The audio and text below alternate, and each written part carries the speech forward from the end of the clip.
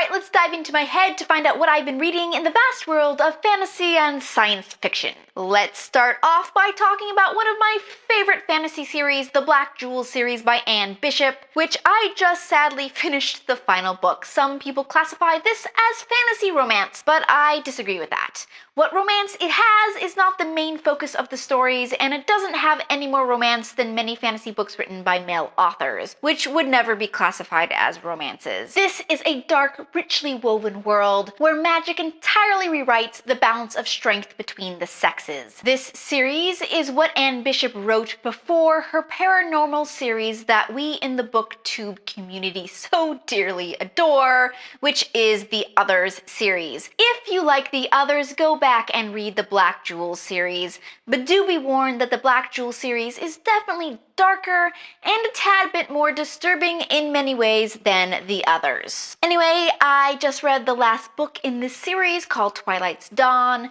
This is actually a collection of shorter stories that kind of wraps up the entire universe. The first story is a bit forgettable, but the last stories, oh my god. Some people might get a little upset about the ending, but I thought it was perfect and made sense in the arc of the entire storyline. This series, people, is one of my favorites. Okay, the Necromancer by Jonathan L. Howard. This was a book club book for me. This scientist sells his soul to the devil to learn the art of necromancy. Is that how you say it? But then wants his soul back. So he strikes another deal with the devil that he can get his soul back if he gets 100 other people to sell their souls to the devil. Satan gives him another gift, a dark traveling carnival designed to entice people to sell their souls. This is a very good premise. And actually, strangely enough, this was a lovely little story. A very lyrical, pleasant read. My only thing here was that it was surprisingly unmemorable. I keep forgetting I've read this. But it was charming. Add it to your TBR with a note to pick it up around next Halloween. Another book club book was The Child Thief by Brahm. This is a retelling of Peter Pan mixed with Arthurian legend and some Puritans thrown in for some reason.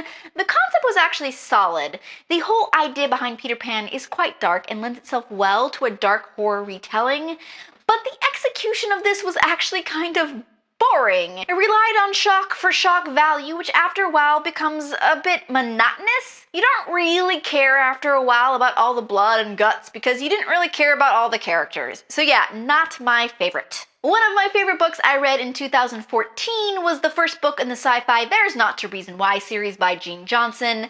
This is kind of hardcore military sci-fi, but it is fascinating, as our main character can see thousands of years in the future and knows there's only one path that will save the universe from total annihilation. And the first book is pretty much about her brain cruising the time streams for probabilities of certain things occurring and manipulating everyone around her into following the path she knows they need to take. It's kind of exhilarating to read.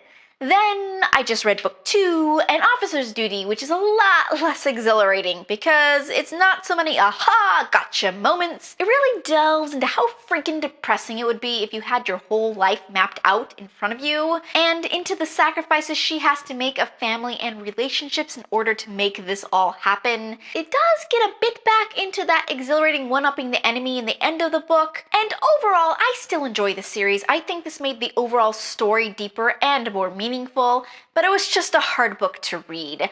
I will be taking somewhat of a break before I pick up book 3. On my original fantasy TBR list was The Way of Shadows by Brent Weeks, the first book in the Night Angel series, which features one of fantasy's favorite things right now, assassins. It's about a street kid who gets himself apprenticed to an assassin. They're called wet boys in this world. I wasn't really sure about this book for about 3/4 of it. I couldn't tell if it was being shockingly violent for shockingly violence sake, or if it was more nuanced than that. And lo and behold, it turned out it's actually quite nuanced. So I approve. Any books that you've read that you hadn't really been totally sure about for most of it, but the ending just convinced you to like the book?